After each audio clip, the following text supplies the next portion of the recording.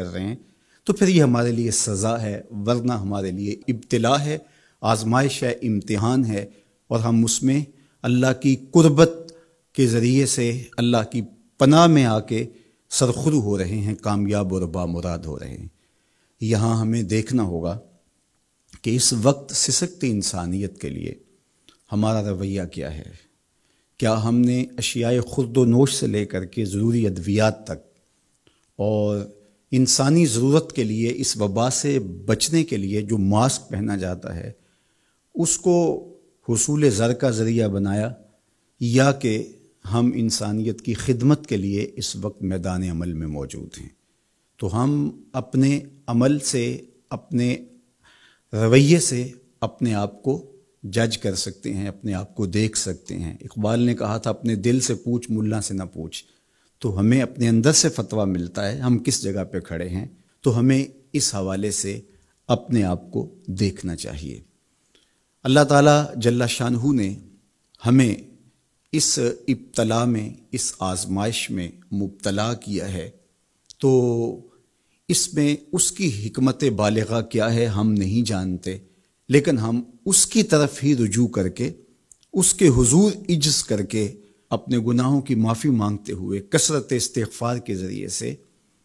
اس میں کامیاب اور سرخرو ہونے کی کوشش کریں۔ اللہ جل شانہ کے محبوب علیہ السلام نے ہمیں مشکلات سے صبر کے دامن کو تھام کر گزرنے کی تلقین کی ہے، اور صبر اجر کا ضامن بنتا ہے، اور اگر بے صبری کے ذریعے سے اور واویلے کے ذریعے سے ہم وقت گزارتے ہیں تو تکلیف تو اس سے کم نہیں ہوتی، لیکن اجر برباد کر بیٹھتے ہیں۔ ہمیں ایسی مشکل گھڑیوں میں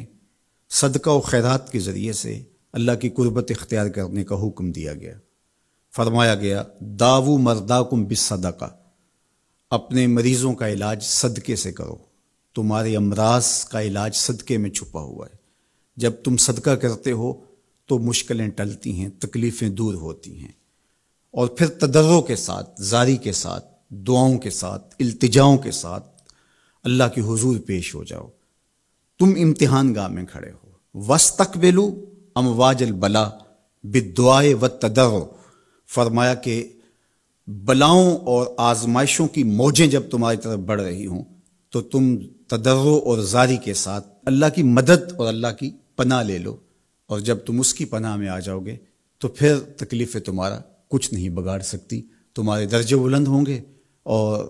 تمہاری خطاؤں سے اللہ درگزر فرمائے گا، اور تمہارے لیے راحتوں کے، کرم نوازیوں کے در کشادہ ہوں گے۔ اللہ جل شانہ کی بارگاہ میں ہم دعا بھی کریں، کثرت کے ساتھ استغفار بھی طلب کریں، چونکہ استغفار ہمارے لیے تریاق کا درجہ رکھتا ہے، بالخصوص جب ہم ان حالات میں ہیں۔ حضرت سیدنا عمر رضی اللہ تعالی عنہ فرماتے ہیں لو نزلت صاعقۃ من السماء ما اصابت مستغفرا، آسمان سے کڑکتی ہوئی بجلیاں بھی نازل ہوں تو جو استغفار کر رہا ہوگا وہ ان سے محفوظ رہے گا۔ تو استغفار کرنے والا اللہ جل شانہ کی پناہ میں آ جاتا ہے، اس کی حفاظت کے حصار میں آ جاتا ہے۔ حضرت امام شافعی علیہ رحمہ فرماتے ہیں کہ میری زندگی کا نچوڑ، میں نے جو دین پڑھا ہے، دین سمجھا ہے، تو اس کا خلاصہ یہ ہے کہ ما رأیت انفع للوباء من التسبیح،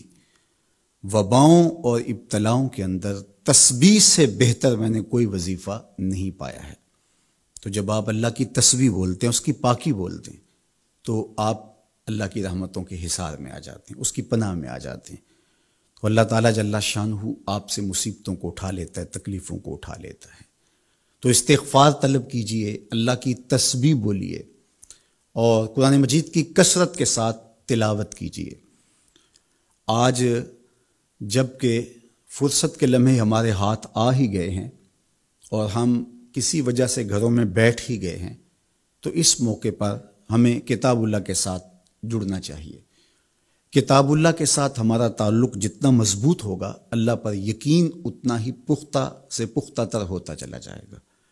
لیکن آج اگر سویر سے لے کر شام تک اور شام سے لے کر سویر تک ہم اپنا وقت یوں ہی برباد کر رہے ہوں اور ہمیں قرآن مجید کھول کر کے پڑھنے کی توفیق بھی میسر نہ آئے، تو پھر اس کا مطلب یہ ہے کہ ہم اس سزا کو کاٹ رہے ہیں، اس ابتلا سے اللہ کی قربت حاصل نہیں کر رہے۔ تو قرآن مجید کی تلاوت ہمیں اللہ کی قربت دیتی ہے، بلکہ ایک روایت میں آیا کہ جو شخص قرآن مجید کی تلاوت میں مشغول رہا اور اس مشغولیت کی وجہ سے اس کو دعا مانگنے کا موقع بھی نہ مل سکا، اللہ اس کو دعائیں مانگنے والوں سے زیادہ عطا فرمائے گا، چونکہ وہ اللہ کے کلام کے اندر مصروف ہو گیا۔ تو آج کل فرصت کے لمحات میں ہمیں اپنے بچوں کو بٹھا کر کے بھی ترغیب دینی چاہیے کہ وہ قرآن مجید کی تلاوت کریں، اور خود بھی قرآن مجید کی تلاوت اپنے معمولات میں شامل کرنی چاہیے۔ اور جتنے بھی یہ دن ہمیں میسر ہیں، اپنی روٹین اس حساب سے ہم بنا سکتے ہیں کہ قرآن مجید کے ساتھ ہم جڑ جائیں، اور اس کو اگر مفاہیم و مطالب کے ساتھ پڑھنے کا مزاج ہو اور روزانہ 1 پارہ یا 2 پارہ اس کے مفاہیم کے ساتھ، اس کے مطالب کے ساتھ اگر پڑھنا نصیب ہو جائے، تو پھر قرآن مجید کے پیغام کو سمجھنے کا ہمیں موقع مل جائے گا۔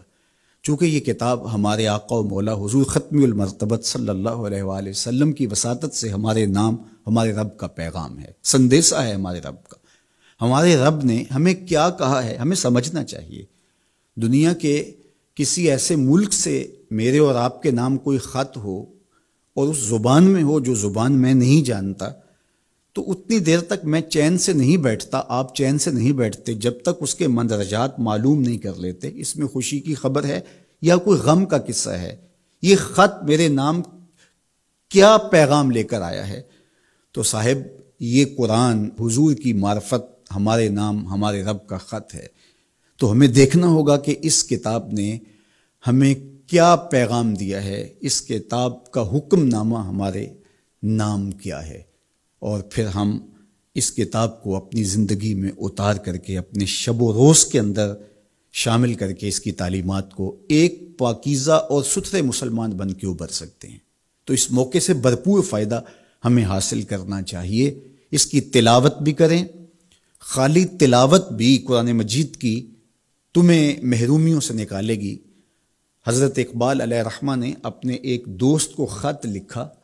کہ قرآن مجید اگر مفاہیم و مطالب کے ساتھ تمہیں نہیں بھی پڑھنا آتا تو پھر بھی اس کی تلاوت کو معمول زندگی بناؤ، اس لیے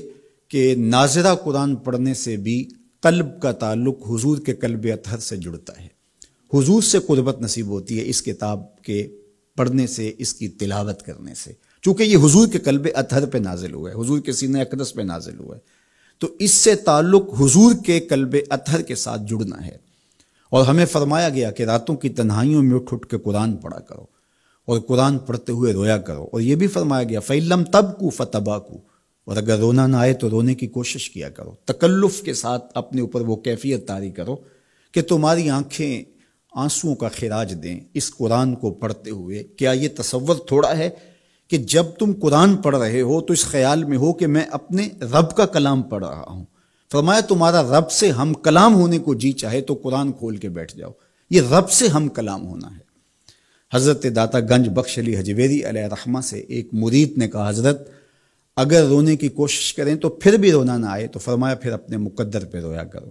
تم اتنے سنگ دل ہو گئے ہو کہ تم رونا بھی چاہتے ہو لیکن تمہاری آنکھیں آنسوں کا خراج نہیں دیتی۔ تو اس کتاب کے ساتھ جڑ کے، اس کتاب کے ساتھ وابستہ ہو کے، اس کے ساتھ تعلق خاطر قائم کر کے اپنی زندگی کو سنوارا جا سکتا ہے۔ یہ کتاب زندگی ہے، یہ نسخہ حیات ہے، نسخہ کیمیا ہے۔ فاش می گوئم آنکھ در دل مزمرست، این کتاب نیز چیز دیگرست۔ اقبال نے کہا اگر میں کھل کے بتا دوں جو میرے سینے میں پوشیدہ ہے، یہ کتاب نہیں، یہ کوئی اور ہی چیز ہے، یہ زندگی بخش ہے، یہ حیات آفری ہے، اس کا ایک ایک لفظ نور دیتا ہے، اس کا ایک ایک حرف اجالے بانٹتا ہے۔ بلکہ وہ لوگ جو اس کتاب سے زندگی حاصل نہیں کرتے اور اس کتاب کے ہوتے ہوئے بھی محرومیوں کا شکار ہے، تو بڑی خوبصورتی کے ساتھ اقبال نے تنقید کی اور سوئے ہوئے ضمیر جگانے کی کوشش کی۔ ببند صوفی و ملا اسیری حیات از حکمت قرآن گیری، با آیاتش ترا کار جزی نیست، کیا یاسین او آساں بمیری۔ اقبال کہتے ہیں تو جاہل صوفی اور کاہل ملا کے ایسے پھندے میں پھنسا کہ تو نے قرآن سے زندگی تلاش نہیں کی۔ قرآن کی آیتوں سے تجھے صرف اتنا سروکار ہے، جب تیرے بوڑھے کی روح اٹک گئی تو سورہ یاسین لے کے بیٹھ گیا کہ میں اس کی تلاوت کروں اور اس کی روح آسانی سے نکل جائے۔ اقبال کہتے ہیں اس میں کوئی شک نہیں ہے، مرنے والے کو اس کا فائدہ ہوتا ہے، لیکن مجھے افسوس اس بات کا ہے کہ اس قرآن سے بھی تو نے مرنا ہی سیکھا، کاش اس قرآن سے جینا سیکھ لیا ہوتا۔ یہ تجھے زندگی کے کرینے سکھاتا، تجھے اسلوب حیات بتاتا، تجھے جینے کا طریقہ بتاتا، تجھے محمد عربی کی دہلیز پہ لے جاتا، تمہیں خدا کی قربت دیتا، خشیت الہی کے اجالے دیتا۔ یہ کتاب زندگی بخش اور حیات آفری تھی، تو نے کیوں اس کتاب کے ہوتے ہوئے اپنے آپ کو محرومیوں کے سپرد کر دیا؟ تو یہ موقع ہمیں ملا ہے زندگی کی گہما گہمی میں، زندگی کی چکا چوند میں، سویر سے شام تک، شام سے سویر تک بھاگم بھاگ لگی تھی، تو کسی وجہ سے لمحے فرصت کے ہاتھ آ ہی گئے ہیں، تو آئیے ہم اپنا ربط کتاب اللہ سے جوڑیں، قرآن سے جڑ جائیں اور اس کی تلاوت کو شعار زندگی بنا لیں۔ گھر تو می خواہی مسلمہ زیستن، نیست ممکن جز بقرآن زیستن۔ اگر تو مومن بن کے، مسلمان بن کے جینا چاہتا ہے تو قرآن کے بغیر تیرا ایک لمحہ بھی نہیں بیت سکتا۔ تو اس کتاب کے ساتھ ہمیں وابستہ ہونا چاہیے، روزانہ 1-2 پارے خود بھی پڑھنے چاہیے اور اپنے بچوں کو بھی اس کی ترغیب دینی چاہیے۔ روزانہ